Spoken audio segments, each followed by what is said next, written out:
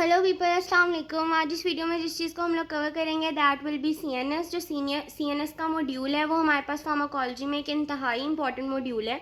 It is quite lengthy, पर एक दफ़ा अगर आप इसको अच्छे से कवर कर लें तो that will be the most easy module you can consider in pharmacology. ठीक है, ये अच्छा खासा इंपॉर्टेंट और अच्छा खासा लंबा मॉड्यूल है, तो थोड़ा तहम्मुल के साथ इसको एक दफ़ा अच्छे से कर लेना है। एक दफ़ा हो जाएगा तो बाद में दोबारा कभी भी आपको मसला नहीं करेगा। सबसे पहले अगर हम लोग इसकी बात करें तो हमारे पास जो सीएनएस का मॉड्यूल है वो हम लोग मेजरली जो है वो इसमें मिनी का एग्जाम तो पूरी रीड करते ही करते हैं। साथ में हम लोग लिपिन से जो है वो कुछ टॉपिक्स करते हैं, जैसे कि एंटी डिप्रेशन का पूरा चैप्टर ही आप जो है वो लिपिन से करेंगे, क्योंकि लिपिन में वो बहुत अच्छा लिखा हुआ है। इतना अच्छा लिखा हुआ है कि आप अगर मिनी का एग्जाम से इसको नहीं भी रीड करते हैं तो दैट विल बी ओके, पर आई वोंट सजेस्ट दैट कि आपने मिनी का एग्जाम रीड नहीं करनी। मिनी का एग्जाम को रीड करना इज़ अ मस्ट। सबसे पहले हम लोग आते हैं चैप्टर 21 के ऊपर। जो चैप्टर 21 है that is introduction to CNS.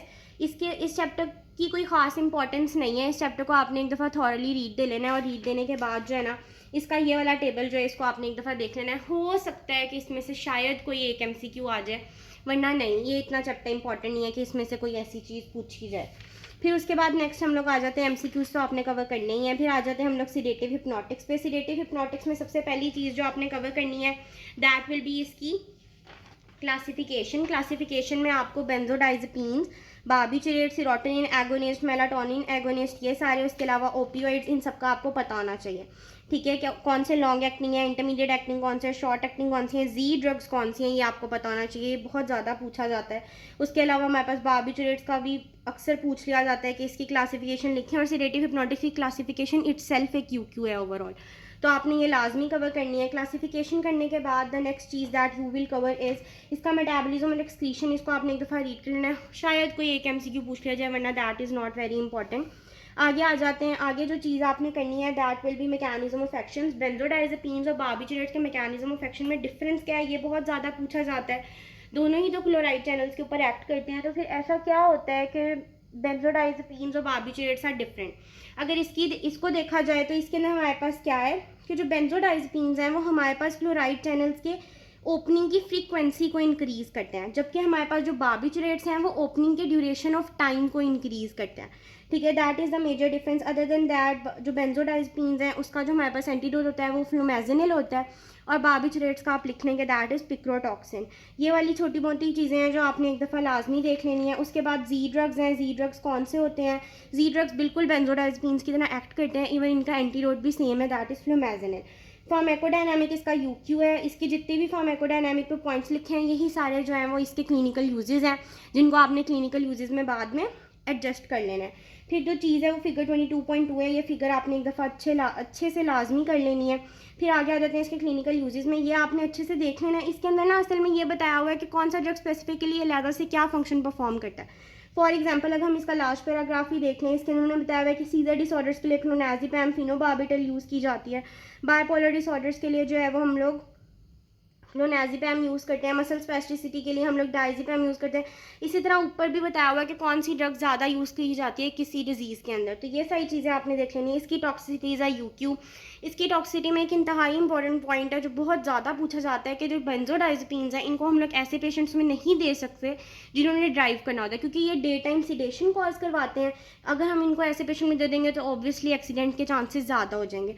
Other than that day ट्रेप्स के अंदर भी इसको यूज़ किया जाता था पहले। उसके बाद इसके जो है वो ड्रग इंटरेक्शन आ जाता है। ये आपने देख लेना है कि इसको कौन सी ड्रग्स के साथ देंगे तो ये हमारे पास डिप्रेशन की जो स्टेट है उसको ज़्यादा क्रिएट करेगा। उसके बाद ओवरडोजेज है। ओवरडोजेज को आप ट्रीट कैसे करोगे? एक तो एंटीडोट दे देते हैं, दूसरा ABCD जो है वो आपने कर लेना है इसके अंदर। अदर एडवर्स इफेक्ट वाला पैराग्राफ अक्सर बच्चे भूल जाते हैं, लेकिन ये आपने लाजमी करना है, क्योंकि बार्बिचुरेट जो है उसकी आपने कहीं पे भी टॉक्सिसिटी इतनी डिटेल में पढ़ी नहीं है, पर यहाँ लिखी हुई है कि जो बार्बिचुरेट है वो हमारे पास जो है वो एक्यूट इंटरमीडिएट पोर्फायरिया करवा सकता है। क्लोरल हाइड्रेट जो है वो हमारे पास एंटीकोएगुलेंट इफेक्ट्स भी रखते हैं। तो ये छोटे छोटे पॉइंट्स हैं जो हमारे पास MCQs में पूछ लिए जाते हैं। फिर आ जाते हैं एटिपिकल सीडेटिव हिप्नोटिक्स के ऊपर, दैट इज़ बसपायरोन। इसके अलावा हम लोगों ने जीपायरोन भी पढ़ना है। तो खैर जो बसपायरोन है उसमें और बेंजोडाइजपीन में डिफरेंस बहुत ज़्यादा पूछा जाता है। अगर इसके डिफरेंस की बात करें तो मैंने इसका डिफरेंस यहाँ पर इस तरह करके लिखा हुआ है कि जो बेंजोडाइजपीन्स हैं वो हमारे पास क्लोराइड रिसेप्टर्स के ऊपर एक्ट करते हैं, जबकि बसपायरोन जो है वो सेरोटोनिन रिसेप्टर्स के ऊपर एक्ट करते हैं। बेंजोडाइजपीन फुल एगोनिस्ट है, बसपायरोन पार्शियल एगोनिस्ट है। बेंजोडाइजपीन मल्टीपल फंक्शन परफॉर्म करता है, बसपायरोन सिर्फ एंग्जियोलिटिक के तौर पर एक्ट करता है। इसका ऑनसेट ऑफ एक्शन इमीडिएट है, ये 1 हफ्ता लेता है अपना एक्शन परफॉर्म करने के लिए। तो इसी तरह आपने इसके पॉइंट्स देख लेने। ये सारे पॉइंट्स आपको इसके पैराग्राफ में बसपायरोन वाले बसपायरोन में मिल जाएंगे और बेंजोडाइजेपीन्स वाला बेंजोडाइजेपीन वाले टॉपिक में मिल जाएगा। तो ये आपने वहाँ से कवर कर लेना है। फिर आते हैं मेलाटोनिन एंड मेलाटोनिन एगोनिस्ट के ऊपर। इसमें रेमेल्टियोन और टेसीमेल्टियोन है, आपने ये देख लेना है कि इनको कहाँ पर यूज़ किया जाता है, ठीक है। उसके अलावा टेसीमेल्टियोन की तो सिर्फ एक ही लाइन लिखी है और इसके एडवर्स इफेक्ट देख लेना है। और एक्जिन एगोनिस्ट, और एक्जिन खुद एक ड्रग है, ठीक है, that is used for wakefulness. And what is suvorexant, that is orexin antagonist that is used in insomnia. ये वाली चीज़ आपने देख ली। उसके बाद इसके एमसीक्यूज तो आपने देख ही लेना है। नेक्स्ट हम लोग आ जाते हैं एल्कोहल्स के ऊपर। अगर एल्कोहल्स की बात करें तो इसमें सबसे पहले आपने इसकी करनी है classification, that is very very very important. अगर क्लासिफिकेशन की बात करूँ तो इसके अंदर हमारे पास एल्कोहल विड्रॉल के ड्रग्स, एल्कोहल डिपेंडेंस के ड्रग्स और एल्कोहल इंटॉक्सिकेशन के ड्रग्स, तीनों ही ड्रग्स आपको, तीनों ही क्लासिफिकेशन अच्छे से आती होनी चाहिए। वाइवा के लिहाज से भी बहुत इंपॉर्टेंट क्वेश्चन है।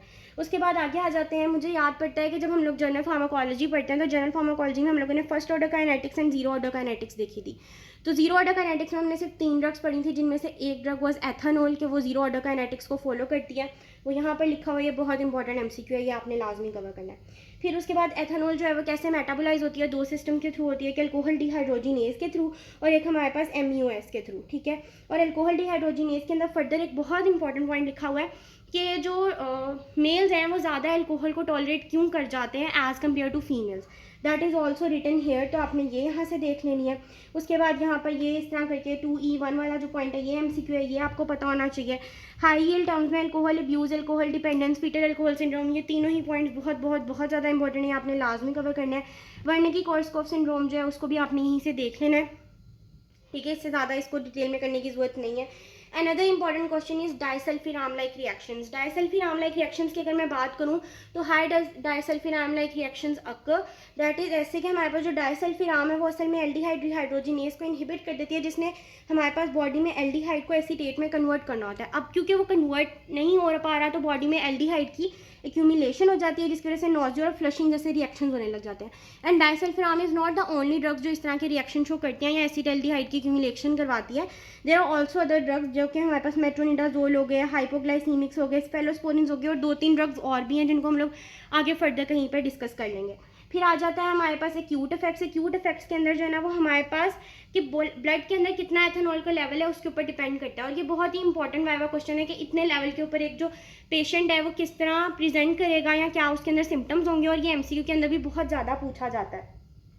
जैसे कि यहाँ पर इन्होंने लिखा हुआ है कि 60 से 80 mg के ऊपर जो पेशेंट है हमारे पास सिडेशन के साथ आएगा, लॉस ऑफ इनहिबिशन के साथ आएगा, उसके अलावा जो है वो ड्राइव नहीं कर सकता। 120 से 160 अगर mg पर डेसीलीटर हमारे पास होगा ब्लड के अंदर एथेनॉल, तो हमारे पास जो पेशेंट है वो ग्रॉस ड्रंकनेस के साथ आएगा। तो ये 4-5 पॉइंट्स हैं कितने लेवल के ऊपर जो है वो फैटल हो जाएगी, मोर देन 500 या मोर देन 400, मोर देन 500 के ऊपर जो है वो अल्कोहल लीथल हो जाती है, ये वाली चीज़ें। फिर अल्कोहल का मैकेनिज्म ऑफ एक्शन है, इसके 3-4 पॉइंट्स हैं, ये यूक्यू है, यहाँ लिखा हुआ है, आपने यहाँ से कवर कर लेना है। अदर ऑर्गन सिस्टम इफेक्ट्स आपने मोटे मोटे देख लेने हैं। फिर आ जाते हैं क्रॉनिक इफेक्ट्स पे। क्रॉनिक इफेक्ट्स इन सबकी एटलीस्ट आपको हेडिंग्स तो आती होनी चाहिए ना, ताकि आप इसकी डिटेल बाद में लिख सकें। Other than fetal alcohol syndrome को आपने लाजमी अच्छे से जो है वो कवर कर लेना है। फिर अगर बात करें हम लोग यहाँ पर, तो ये वाले तीनों पैराग्राफ्स ही इतने ज़्यादा इंपॉर्टेंट है, यूक्यू में रिपीटेडली पूछे जा चुके हैं कि हमारे पास अगर एक्सेसिव सीएनएस डिप्रेशन होती है तो हम लोग क्या देते हैं, अल्कोहल विड्रॉल सिंड्रोम के अंदर हम लोग कौन सी ड्रग्स देंगे और कैसे मैनेज करेंगे, और हम लोग अल्कोहल यूज डिसऑर्डर के अंदर कौन सी ड्रग्स यूज़ करते हैं। ठीक हो गया। वो जो 3 ड्रग्स हम लोगों ने पीछे यहाँ पर पढ़ी हैं क्लासिफिकेशन में, उन्हीं 3 ड्रग्स को जो है वो हम लोग यहाँ पर आगे डिटेल में फर्दर देख रहे हैं। फिर आ जाते हैं अदर अल्कोहल्स में। अदर अल्कोहल्स में आपने इनके जो है ना वो एंटीडोट्स देख लेने हैं। एंटीडोट्स के अलावा जो आपने चीज़ देखनी है दैट विल बी इनके एडवर्स इफेक्ट्स। फिर आगे आ जाते हैं हम लोग इन दोनों के मेजर एडवर्स इफेक्ट के ऊपर, जो कि अक्सर वाइवा में छोड़े एमसीक्यू में बहुत ज़्यादा पूछे जाते हैं।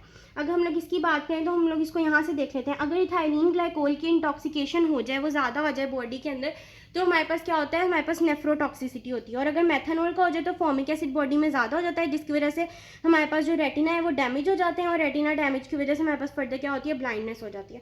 तो ये छोटे छोटे पॉइंट्स हैं जिनको आपने देख लेना है। ठीक हो गया। इसी के साथ हमारा अल्कोहल कवर हो जाएगा। और एक और चीज़, जब हम लोग सीवीएस देख रहे थे, सीवीएस में हम लोगों ने रिदमियाज में देखा था कि बिंजी ड्रिंकिंग करने की वजह से रिदमियाज होते हैं, that is also an MCQ, ये आपने देख लेना है।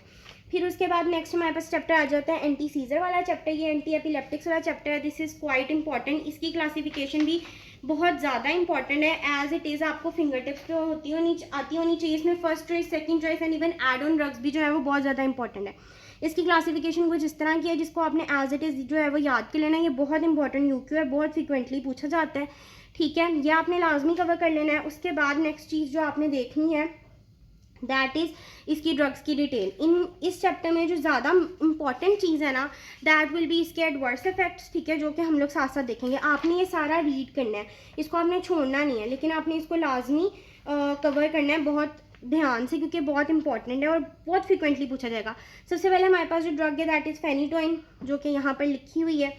अगर हम फेनिटोइन की बात करें तो वो कैसे, उसका मैकेनिज्म ऑफ एक्शन क्या है, उसके यूजेस क्या हैं, ये सारी यूजेस जो है ना वो लैदा आपने याद करने हैं, ठीक है, क्योंकि इनमें से एमसीक्यूज पॉइंट बनते हैं। जैसे कि मैंने यहाँ पे लिखा है कि न्यूरल्जियाज में फेनिटोइन यूज़ किया जा सकता है, लेकिन आगे जो हम लोग ड्रग पढ़ेंगे कार्बामेज़ेपिन, वो ज़्यादा प्रेफर की जाती है ट्राइजेमिनल न्यूरल्जिया में। तो ये छोटी छोटी चीज़ें हैं जो आपने पिक करनी है यहाँ से। फिर आ जाते हैं इसकी टॉक्सिसिटी में। टॉक्सिसिटी में बुक में आपको ये ऐसे लिखा हुआ मिलेगा, पर हम इसके निमोनिक्स बनाएंगे, that will be way easier. सबसे पहले हम लोग फेनिटोइन है, the mnemonic is phenytoin. P से P450 ड्रग इंटरैक्शंस, एच से हिर्सुटिज्म, ई से एनलार्ज गम्स यानी कि gingival hyperplasia, that is very very very important. N से निस्टैग्मस, येलो से, वाई से yellow discoloration of skin, T से टेराटोजेनिक यानी कि फीटल हाइडेंटोइन सिंड्रोम। उसके बाद ऑस्टियोमलेशिया, ओ से, आई से हमारे पास जो है वो मेगैलोब्लास्टिक एनीमिया, कैसे इंटरफेरेंस ऑफ विद फोलेट या B12 एब्जॉर्प्शन। और एन से न्यूरोपैथीज हो जाएंगी लाइक वर्टाइगो एंड एंटेक्सिया वगैरह। तो ये सारी जो है आपने इस तरह इसकी जो है ना याद कर लेनी है टॉक्सिसिटीज़ के निमोनिक्स बना के। नेक्स्ट ड्रग जो हमारे पास होगी that will B carbamazepine. Carbamazepine है वो हमारे पास बिल्कुल फेनिटोइन की तरह ही है। उसका mechanism of action the only difference is कि ये हमारे पास ग्लूटामेट की रिलीज़ को भी कम कर देता है। इसके यूजेस इधर यूक्यू, ये आपने लाजमी कवर करने हैं। ट्राइजेमिनल न्यूरल्जिया वाला पॉइंट बहुत ज़्यादा इंपॉर्टेंट है टॉक्सिसिटी में। इसका जो हमारे पास निमोनिक है दैट इज़ हेड्स। एच से हमारे पास हाइपोनेट्रीमिया और हिपैटोटॉक्सिक होता है। ई से इसिनोफीलिया, ए से ए ग्रैनुलोसाइटोसिस करवाता है, टेक्सिया करवाता है, ए प्लास्टिक एनीमिया करवाता है, डी से डिप्लोपिया, एस से SJS यानी कि स्टीवेंसन जॉनसन सिंड्रोम और स्प्लीनोमेगैली करवाता है। Next drug is ethosuximide. ये MCQ में इतना ज़्यादा पूछा जाता है कि एब्सेंट सीजर्स में कौन सा ड्रग यूज़ किया जाता है, दैट इज इथोसक्सीमाइड। इसका मैकेनिज्म ऑफ एक्शन क्या है ये पूछा जाता है। वाइवा में ये चीज़ बहुत ज़्यादा फ्रीक्वेंटली मैंने नोटिस की जब हमारे वाइवाज हो रहे थे कि पूछी जा रही थी कि जो इथोसक्सीमाइड है वो हमारे पास कौन से टाइप ऑफ कैल्शियम चैनल्स पे एक्ट करता है और वो कहाँ पर होते हैं। टी टाइप कैल्शियम चैनल्स के ऊपर एक्ट करता है जो कि थैलेमिक न्यूरॉन्स में पड़े हुए होते हैं, ठीक हो गया। और ये सिर्फ एब्सेंट सीजर्स में यूज़ किए जा सकते हैं, इसका और कोई यूज़ ही नहीं है। और आपने इसकी टॉक्सिसिटी देख लेनी है। Next drug will be वेल्प्रोएट। ये ड्रग जो है वो हम लोग एंटीसाइकोटिक्स में, बाइपोलर सिंड्रोम में भी देखेंगे, डिसऑर्डर में भी देखेंगे। इसका आपने मैकेनिज्म ऑफ एक्शन देख लेना है। इसकी टॉक्सिसिटी इज यूक्यू आपने लाजमी कर लेनी है। जो इसके एड ऑन ड्रग्स है ना, एड ऑन ड्रग्स की डिटेल पढ़ने की आपको इतनी कोई खास ज़रूरत नहीं है, बस आपको इनके नाम आते होने चाहिए और कौन से एड ऑन ड्रग्स कहाँ पर यूज़ किए जा रहे हैं, दैट इज़ इंपॉर्टेंट। ओवरऑल जो क्लिनिकल यूजेस हैं, सारे जितने भी आपने ड्रग्स पढ़े उन सारों के यूजेस जो है ना वो आपने ओवरऑल एंटी एपिलेप्टिक ड्रग्स के यूजेस में लिख देना। ये एक यूक्यू है। एपिलेप्सी में यूज़ होता है, सीजर्स में यूज़ होता है, रिदमिया में हमारे पास जो डिजिटॉक्सिन इंड्यूस्ड रिदमिया थी उसमें फेनिटोइन यूज़ हो रहा था। न्यूरल्जिया, ट्राइजेमिनल न्यूरल्जिया में कार्बामेज़ेपिन यूज़ हो रही थी। बाइपोलर डिसऑर्डर में कार्बामेज़ेपिन, वेल्प्रोएट और लैमोट्रिगिन तीनों यूज़ होते हैं। माइग्रेन में हमारे पास फेनिटोइन और टोपिरामेट यूज़ होते हैं। और जो हमारे पास न्यूरोपैथिक पेन होती है उसमें प्रीगैबलिन और गाबापेंटिन के जो ड्रग्स हैं वो यूज़ होते हैं। तो इस तरह आपने ये जो चैप्टर है ना उसको अच्छे से देख लेना है। अदर देन दैट क्योंकि इसके एडवर्स तक बहुत ज़्यादा इंपॉर्टेंट है तो इसलिए यहाँ पे देखेंगे कि इसका टेबल भी बना हुआ है, तो आप ये टेबल यहाँ से भी कर लें तो that will be more than enough. आगे आ जाते हैं, MCQs तो आपने देखने ही है।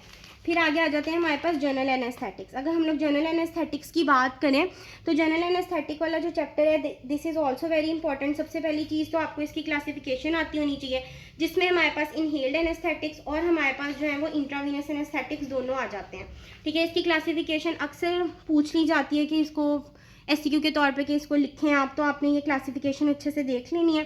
क्लासिफिकेशन के बाद जो है वो सबसे पहले हमारे पास अगर हम एनेस्थीसिया की बात करें तो एनेस्थीसिया की हमारे पास सबसे पहले आपको ये पता होना चाहिए कि एनेस्थीसिया होता क्या है, ठीक हो गया। फिर आपको ये पता होना चाहिए कि एक आइडियल एनेस्थीसिया क्या होता है। आइडियल एनेस्थीसिया के 4 पॉइंट्स हैं। पहला ये कि वो इंड्यूस जल्दी होता हो, दूसरा ये कि उसकी रिकवरी जल्दी होती हो, तीसरा उसके एडवर्स इफेक्ट ना हो, और चौथा ये कि उसकी वाइड सेफ्टी रेंज हो। फिर आते हैं हमारे पास स्टेजेस ऑफ एनेस्थीसिया पे। स्टेजेस ऑफ एनेस्थीसिया की बात करें तो इसको ग्वेडल साइन भी कहते हैं, that is very very very important. ठीक है, ये इन स्टेजेस की जो डिटेल है ना, ये आपको बिग कैट्स में लिखी हुई मिल जाएगी। यहाँ पर सिर्फ आपको ये 4 इस तरह लिखे हुए मिले हैं, लेकिन अगर आपने इनकी डिटेल पढ़नी हो जैसे कि मैंने लिखी हुई है, तो ये आपको जो है वो बिग कैट्स में लिखी हुई मिल जाएगी। इसमें से एक एमसीक्यू जो बहुत ज़्यादा पूछा जाता है, दैट इज़ वो कौन सी स्टेज है एनेस्थीसिया की जिसमें आप सर्जरी परफॉर्म कर सकते हो, दैट इज स्टेज नंबर 3। ये एमसीक्यू बहुत फ्रीक्वेंटली पूछा जाता है, तो ये आपने लाजमी कर लेना है। फिर उसके बाद इसका जो मैकेनिज्म ऑफ एक्शन है वो आपने देख लेना है। मैकेनिज्म ऑफ एक्शन के बाद इनहेल्ड एनेस्थेटिक्स के अंदर ये जो 4 पॉइंट्स लिखे हुए हैं ना, ये चारों पॉइंट्स यू क्यों हैं और ये एज इट इज़ ऐसे ही पूछे जाते हैं। आपने चारों पॉइंट्स एज इट इज़ रट्टा मार लेने हैं। 4-5 पॉइंट्स हैं, इन 5 पॉइंट को आपने as it is finger tips पे ले लेना है, कौन सा डायरेक्टली प्रोपोर्शनल है, कौन सा इनडायरेक्टली प्रोपोर्शनल है एंड स्टफ। ये सारी चीज़ आपने देख ली। उसके बाद आगे आ जाए एमएसी के ऊपर। जो एमएसी है that is also very important. इससे ना एमसीक्यू पूछे जाते हैं कि जिस हमारे पास ड्रग की एमएसी ज़्यादा होगी उसकी पोटेंसी कैसी होगी, उसकी पोटेंसी ज़्यादा होगी या कम होगी। तो जो एमएसी होती है that is inversely proportional to potency. तो जिस ड्रग की एमएसी ज़्यादा होगी उसकी पोटेंसी कम होगी। ठीक हो गया। फॉर एग्जांपल यहाँ पे हमारे पास सबसे ज़्यादा एमएसी किसकी है, नाइट्रस ऑक्साइड की, तो इसकी पोटेंसी सबसे ज़्यादा कम होगी। ठीक है, ये इस तरह के एमसीक्यूज पूछे जाते हैं, तो ये आपने चीज़ लाजमी देख लेनी है। फिर उसके बाद आ जाते हैं इसके इफेक्ट्स के ऊपर। सीएनएस के ऊपर कौन से इफेक्ट्स होते हैं, स्पाइक एंड वेव एक्टिविटी, ये एमसीक्यू में पूछी जा सकती है। रेस्पिरेटरी के ऊपर कौन से इफेक्ट्स होते हैं, कार्डियोवैस्कुलर सिस्टम पे कौन से इफेक्ट्स होते हैं। छोटी छोटी चीज़ें जो आपने यहाँ से जो है ना वो पिक कर लेनी है। अच्छा, अब यहाँ पर एक ना एमसीक्यू पॉइंट बन सकता है कि हम लोग जो मोस्टली इनहेल्ड एनेस्थेटिक्स हैं उनको ब्रोंकोडायलेटर्स के तौर पे यूज़ कर सकते हैं, लेकिन डेस्फ्लुरेन को नहीं कर सकते। क्यों? क्योंकि वो हमारे पास ब्रोंकोस्पैज्म करवा सकता है, पल्मनरी इरिटेशन करवा सकता है। तो ये एक एमसीक्यू पॉइंट बन सकता है। इस तरह आपने पॉइंट्स हैं। टॉक्सिसिटीज़ में पॉइंट्स बहुत ज़्यादा इंपॉर्टेंट है कि एनफ्लुरेन, सीवोफ्लुरेन रीनल इनसफिशेंसी करवाते हैं, जबकि हमारे पास जो कौन सा वाला होता है, क्लोरोफॉर्म होता है, वो भी हिपैटोटॉक्सिक होता है, और जो हमारे पास हेलोथेन होता है वो भी हिपैटोटॉक्सिक होता है। ये वाले पॉइंट्स आपने लाजमी देख लिए हैं। फिर यहाँ पर ना बताया हुआ है मेलिग्नेंट हाइपोथर्मिया, और जो हमारे पास लॉक जो होता है वो वाला सारा, और उसको किस तरह ट्रीट करते हैं डेंट्रोलिन देके, वो वाला पॉइंट लिखा हुआ है, वो आपने यहाँ से देख लेना है। आगे आ जाती है हमारे पास इंट्रावीनस एनेस्थेटिक्स। अब अगर इंट्रावीनस एनेस्थेटिक्स की बात करें ना, अच्छा, इंट्रावीनस एनेस्थेटिक्स करवाने से पहले जो चीज़ जो मैंने स्किप किया है that is N2O, nitrous oxide. Nitrous oxide की जो टॉक्सिसिटी है दैट इज़ मेगैलोब्लास्टिक एनीमिया, वो बहुत ज़्यादा पूछी जाती है। And other than that second gas effect बहुत ज़्यादा पूछा जाता है कि what is the second gas effect. Nitrous oxide की वजह से सेकंड गैस इफेक्ट होता है। होता क्या है इसके अंदर, होता ये है कि हमारे पास ना जो हमारे पास लंग्स होते हैं वहाँ पर जो रिसेप्टर्स ऑक्सीजन को अंदर लेके आ रहे होते हैं ना, वही रिसेप्टर्स नाइट्रस ऑक्साइड को बाहर रिमूव भी कर रहे होते हैं। तो जब हमारी बॉडी में नाइट्रस ऑक्साइड की एलिमिनेशन शुरू होती है ना, तो हमारी बॉडी के अंदर जो है वो हाइपोटेंशन की स्टेट आ जाती है, ऑर्थोस्टेटिक हाइपोटेंशन की स्टेट, क्योंकि बॉडी के अंदर ऑक्सीजन का लेवल कम होने लग जाता है। तो पेशेंट जो है ना वो बहुत ज़्यादा डिजी फील करने लग जाता है। अब वो ऐसा ऑक्सीजन का लेवल कम क्यों हो जाता है, क्योंकि अब वही रिसेप्टर जिनसे ऑक्सीजन ने अंदर की तरफ आना था, उन्हीं रिसेप्टर से नाइट्रस ऑक्साइड बाहर जा रही है। तो अब रिसेप्टर्स के पास जगह नहीं है कि वो ऑक्सीजन को अंदर भेजें। तो that is why for a थोड़ा टाइम पीरियड हमारी बॉडी के अंदर ऑक्सीजन का लेवल कम हो जाता है और patient doesn't feel very good. This is called second gas effect. अच्छा जी, नेक्स्ट हमारे पास आ जाते हैं इंट्रावीनस एनेस्थेटिक्स। ये सारे यहाँ पर लिखे हुए हैं, वही सारी डिटेल उठा के यहाँ पर लिखी गई है। ठीक है, क्योंकि मुझे थोड़ा नोट से पढ़ने की ज़्यादा आदत है। अब इसके अंदर आपने थायोपेंटोल देख लेनी है। थायोपेंटोल एक बार्बिचुरेट है जो आपने देखा होगा पहले भी। उसके बाद आगे आ जाते हैं ओपियोइड्स। ओपियोइड में आपको ये पता होना चाहिए न्यूरोलेप्टिन एनाल्जेसिया क्या होता है और न्यूरोलेप्टिन एनेस्थीसिया क्या होता है, ये चीज़ ज़्यादा इंपॉर्टेंट है। उसके बाद प्रोपोफोल। प्रोपोफोल में जो एमसीक्यू बहुत फ्रीक्वेंटली पूछा जाता है दैट इज़ के ये एंटी इमेटिक इफेक्ट रखता है। ठीक हो गया। कीटामीन के अंदर वो ये पूछते हैं कि डिसोसिएटिव एनेस्थेटिक है, ये एक एमसीक्यू है, इसके अंदर क्या क्या होता है, और उसके अलावा कैटोटोनिया होता क्या है, और बर्न के पेशेंट्स में भी कीटामीन दी जाती है। और हमारे पास कीटामीन के साइड इफेक्ट्स क्या है कि हमारे पास सेरिब्रल ब्लड फ्लो ज़्यादा कर देता है, हमारे पास ऑक्सीजन की कंजम्पशन ज़्यादा कर देता है, इंट्राक्रेनियल प्रेशर को ज़्यादा कर देता है, और हमारे पास हेल्यूसिनेशंस, डिलीरियम्स और विविड ड्रीम्स वगैरह करवाता है। नेक्स्ट हमारे पास जो आ जाता है दैट इज़ इटोमीडेट। इटोमीडेट जो है वो हमारे पास ये वॉमिटिंग करवाता है। प्रोपोफोल वॉज एंटीमेटिक, ये एमेटिक है, ये एमेसिस करवाता है। दोनों ही बैलेंस एनेस्थीसिया का पार्ट हैं। इसकी क्या एडवर्स इफेक्ट हैं वो आपने देख लेने हैं। एंड द लास्ट ड्रग जो है वो हमारे पास यहाँ पर लिखी हुई है that is dexmedetomidine, I don't know what it called, पर जो भी है इसको आपने एक दफ़ा यहाँ से रीड कर लेना है। उसके बाद नेक्स्ट आ जाते हैं इसके एमसीक्यूज़ के ऊपर, वो आपने लाजमी एक दफ़ा जो है ना वो देख लेने हैं, एमसीक्यूज़ आपने कभी भी स्किप नहीं करने हैं। नेक्स्ट चीज़ हमारे पास लोकल एनेस्थेटिक्स। अगर लोकल एनेस्थेटिक्स की बात करें ना, तो लोकल एनेस्थेटिक्स में इसकी pharmacokinetic is very important question जो बहुत फ्रीक्वेंटली पूछा जाएगा। That will B local anaesthetic को वेजोकंस्ट्रिक्टर के साथ क्यों यूज़ किया जाता है, एंड कौन सा ऐसा लोकल एनेस्थेटिक है जिसको वेजोकंस्ट्रिक्टर की ज़रूरत नहीं पड़ती। तो दैट विल बी कोकेन, जिसको वेजोकंस्ट्रिक्टर की यूज़ करने की ज़रूरत नहीं पड़ती। क्यों? क्योंकि उसके पास अपना खुद का वेजोकंस्ट्रिक्टर एक्शन होता है। बाकी हम लोग लोकल एनेस्थेटिक्स को वेजोकंस्ट्रिक्टर के साथ क्यों यूज़ करते हैं, उसके 5 पॉइंट्स लिखे हुए हैं कि सिस्टमिक एब्जॉर्प्शन कम हो जाएगी, साइड इफ़ेक्ट्स कम हो जाएंगे, डोज कम देंगे और प्रोलॉन्ग कर देगा इसका इफेक्ट जो है, ये वाली सारी चीज़ें। फिर उसके बाद हमारे पास 2 तरह के लोकल एनेस्थेटिक्स होते हैं, एक एस्टर टाइप के, एक अमाइड टाइप के। ठीक है, अब इनको कैसे याद करना है। जो एस्टर टाइप के हमारे पास ड्रग्स होंगे ना, उनके अंदर हमारे पास जो है वो सिर्फ और सिर्फ एक आई आएगा, जबकि जो अमाइड टाइप के हमारे पास होंगे ना, उनमें हमारे पास 2 आई आएंगे। फॉर एग्जाम्पल अगर हम लोकल एनेस्थेटिक्स देख रहे हैं, तो लोकल एनेस्थेटिक्स में आप देखें एस्टर्स के अंदर सब में सिर्फ एक आई आ रहा है, जबकि अमाइड्स में सब में 2 आईज आ रहे हैं। तो इस तरह आप इनको याद कर सकते हैं कि कौन सा एस्टर है और कौन सा अमाइड है, और ये आपको आगे एमसीक्यू में हेल्प करेगा। क्योंकि जो हमारे पास एस्टर टाइप होते हैं ना, वो हमारे पास हाइड्रोलाइज होते हैं किससे, सूडोकोलिनेस्टीरेज से, और अमाइड्स जो है वो हमारे पास साइटोक्रोम P450 से जो है होते हैं। उसके अलावा जो है वो हमारे पास किसका फास्टेस्ट मेटाबॉलिज्म है, प्राइलोकेन का, और सबसे कम किसका है, ब्यूपीवाकेन का। ये छोटे छोटे पॉइंट्स हैं जो आपने देख लेने हैं। फिर एक बहुत इंपॉर्टेंट चीज़ है इसकी mechanism of action. Mechanism of action आपने यहाँ से देख लेना है, ये क्वेश्चन अक्सर एससीक्यू में पूछ लिया जाता है। ठीक है, ये आपने कवर करना है। उसके बाद इसके यहाँ पर मैकेनिज्म ऑफ एक्शन में एंड पे पॉइंट्स लिखे हुए हैं कि हमारे पास लोकल एनेस्थेटिक का इफेक्ट जो है वो तब ज़्यादा होगा जब एक्स्ट्रा सेलुलर जो है पोटेशियम ज़्यादा होगी, और तब कम होगा जब एक्स्ट्रा सेलुलर हमारे पास कैल्शियम ज़्यादा होगी। तो ये वाली पॉइंट आपने देख लेना है।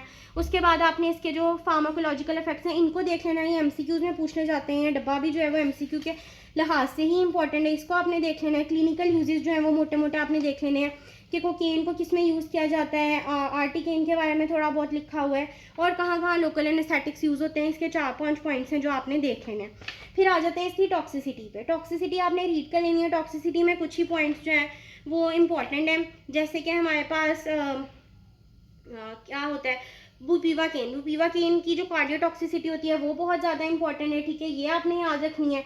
और फिर उसके बाद यहाँ पर बाकी टॉक्सिसिटीज़ लिखी हुई हैं कि हमारे पास प्राइलोकेन जो है वो मेथिमोग्लोबिनीमिया करवा रहा है, और हाँ जो अमाइड्स होते हैं ना वो हमारे पास एलर्जी करवाते हैं, जबकि हमारे पास जो एस्टर्स होते हैं वो एलर्जी नहीं करवाते हैं। ऐसे ही करके कुछ है,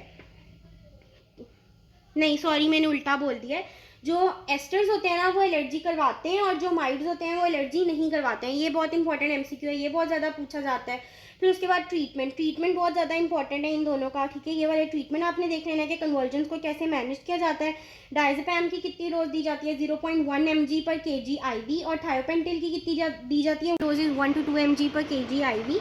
ठीक हो गया। अब अगर इसकी हम लोग बात करें, नेक्स्ट जो लास्ट पॉइंट है जो सबसे ज़्यादा इंपॉर्टेंट है, दैट इज़ कि हमारे पास जो बुपीवाकेन की वजह से कार्डियोटॉक्सिसिटी हो रही थी उसको हम लोग कैसे ट्रीट करेंगे। उसके लिए हम लोग लिपिड रिससिटेशन करवाते हैं।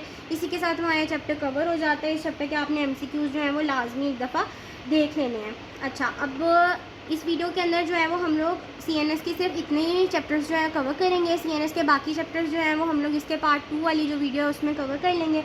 बाकी अगर किसी को किसी चीज़ की ना समझ आई हो तो do ask me in the comment section. Thank you.